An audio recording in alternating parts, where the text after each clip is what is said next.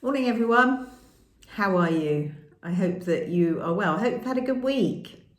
I dropped my phone again this week and have further cracked the screen, which is why everything is a bit blurry today. I'm hoping by the time I upload everything to YouTube, it will be magically in focus. But if it's not, that's what's happened. And I promise I will try and get my screen fixed as soon as possible.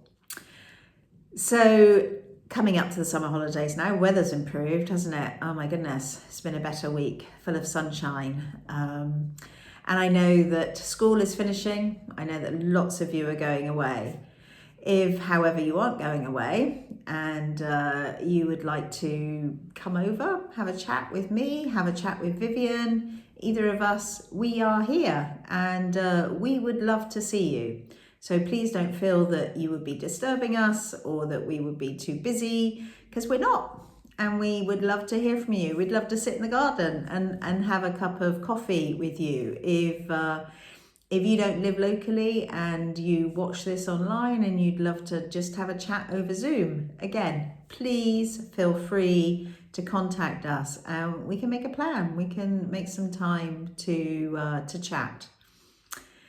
Now, the sermon today comes from Mark's Gospel, chapter 5. Now, in the church, we're reading from verses 21 to the end, but if you wanted to sit down and get yourself a cup of tea, maybe read all of Mark chapter 5. There's a lot going on in Mark chapter 5, and it's really going to kind of open up the sermon to you today.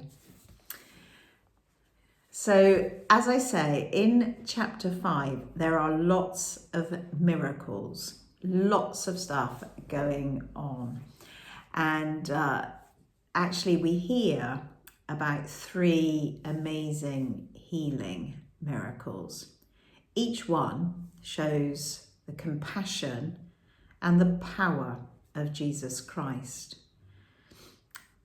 Before the passage that we read today in church from verse 21, Jesus actually helps a man who's tormented by demons. And then in the gospel passage that we read today, he helps a woman suffering from a long-term illness and also raises a child who has died. Now, all 3 of these stories reveal how Jesus helps people, how he meets them right where they are, no matter what their situation. Jesus' love and his compassion are clear as he reaches out to each person, showing that no one is beyond his help. Do you remember how last week we read about how Jesus calmed the storm? And that there should be no fear because there is nothing that he cannot do. And this week we learn with Jesus that there is no favoritism, no fear, no favoritism. Jesus helps us all, men, women, and children. No one is beyond his help or his compassion. I want to briefly focus on the second miracle today. So picture the scene. Jesus is surrounded by this massive crowd, people pushing, shoving, just to get a glimpse of this preacher from Galilee that they're beginning to hear amazing stories about. Parents would be holding up their little children just to get a glimpse.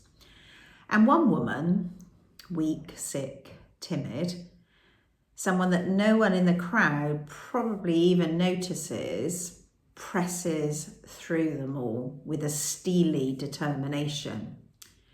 She knows the Mosaic law states that a woman with her particular condition is considered unclean. She is like a leper. She's not supposed to be out in a crowd. She's barred from all the temple services and pretty much shunned by her family and friends.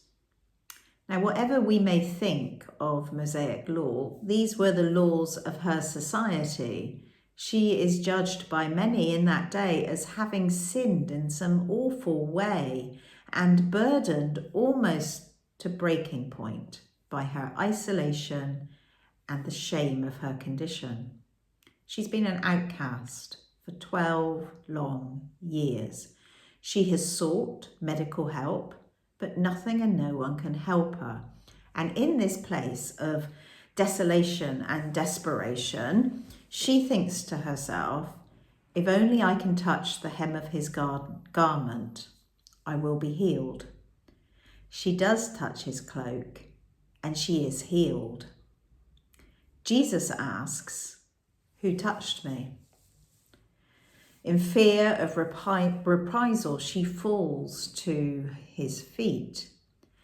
Now, Jesus doesn't care that she is considered unclean, or that by touching him, she has made him unclean as well, according to Mosaic law. He addresses her as daughter, raising her up, honouring her simple, desperate faith.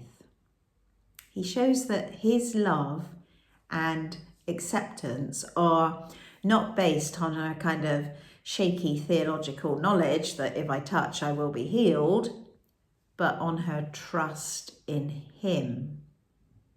This act of grace teaches us that Jesus values a sincere heart, seeking him over perfect religious understanding.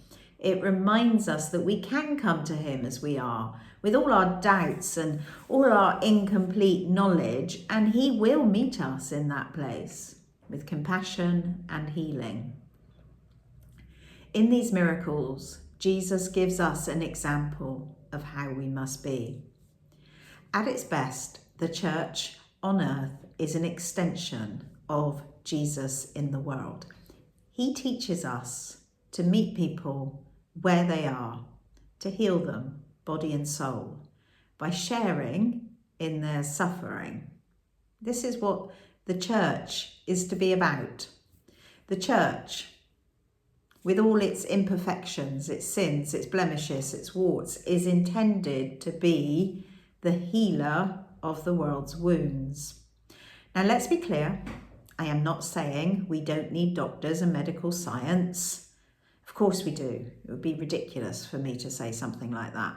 But what I am saying is that we, you and I, can add a much needed dimension of healing by showing compassion. It's what we see Jesus offer time and time again, compassion. Henry Nouwen, a Dutch Catholic priest, professor, writer, theologian, describes many of us Christians as wounded healers. In his book by the same title, he emphasizes that our capacity for compassion is born out of our own experience of suffering. He wrote, "The great illusion of leadership is to think that people can be led out of a desert by someone who has never been there." The church today needs wounded healers.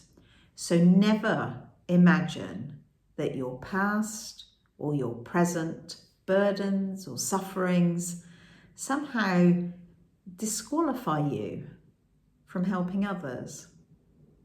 Wounds and pains can be openings and occasions for a new vision, Nouwen says.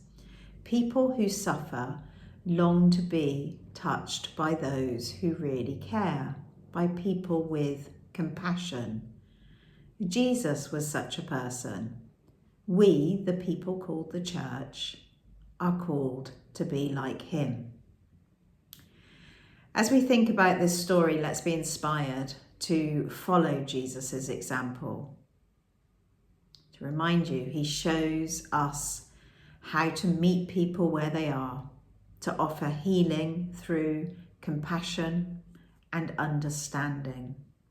We, the church, are called to be like Jesus. Even with our flaws, we're not meant to be perfect. We are wounded healers, using our experiences of suffering to truly connect with those in need. So this week I encourage you to reach out to someone who is struggling. Offer them a listening ear. Offer them a helping hand and the love of Christ. Let's be the compassionate community that Jesus envisions, healing the world's wounds with our shared experience, our shared humanity, and our shared faith. Amen. Have a good week, everybody.